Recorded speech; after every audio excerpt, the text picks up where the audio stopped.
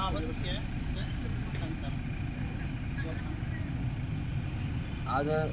सातारा या ठिकाणी मुख्यमंत्री विभाग कार्यप्रसंगी विद्यार्थी आहेत, सर्व ताई आहेत, कराडवरून आले आहेत, फलटणवरून आले आहेत, त्यानंतर साताऱ्यातून वाई जिल्हाध्यक्ष, तालुकाध्यक्ष सगळेच म्हणजे वाईपासून हे पूर्ण लेट का होईना पण थेट या ठिकाणी तब्बल 9 महिन्यानंतर सातारा जिल्हा या ठिकाणी आले.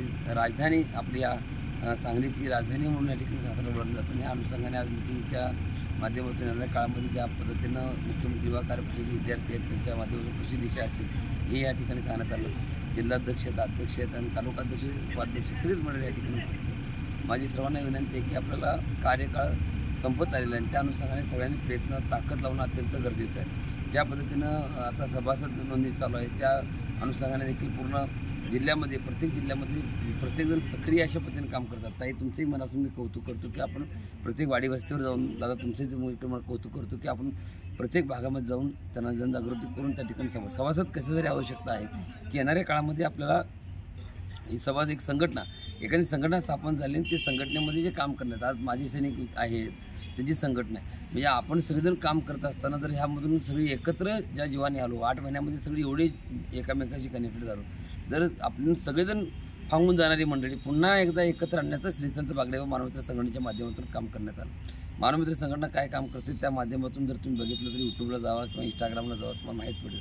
संघटनेच्या माध्यमातून हे काम अविरतपणे कायमस्वरूपी हे काम राहणार आहे. आणि जसं लाडका भाऊ योजना महाराष्ट्रामध्ये आली ती तब्बल 6 महिन्यासाठी आल्यानंतर 5 महिने आले पुन्हा वाढावी यासाठी आम्ही रात्रंदिवस प्रयत्न करतो आहे. आपण पण सर्वांनी मोठ्या संख्येनं जे सभासद आहेत, आता साताऱ्यामध्ये जर 3,500 सभासद असतील आणि 3,500 सभासद आहेत आणि उपस्थित जर 100 असतील तर त्या 100 लोकांनी 3,500 लोक म्हणजे 3,400 लोकांना फोन लावतील की बाबा तुम्ही का आले नाही. हा जाब त्या ठिकाणी विचारला जाईल. हक्काची माणसं किती ते त्या ठिकाणी कळलं जाईल.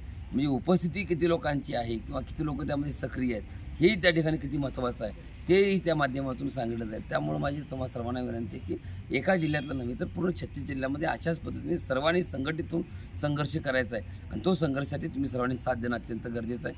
100% द्याल अशी माफक अपेक्षा या ठिकाणी करतो. तुम्ही मला मान सन्मान दिलात, स्वागत केलं. आता महाबळेश्वरमध्ये देखील पंचायत समिती विभागामध्ये देखील त्या ठिकाणी सगळं प्रशिक्षणाचे उपस्थित होते त्यांचं देखील मी मनापासून आभार व्यक्त करतो. आपलं देखील मनापासून आभार व्यक्त करतो. लेट का असेल ना 9 महिन्यांना पांडुरंग मला भेटला. निघतो. धन्यवाद.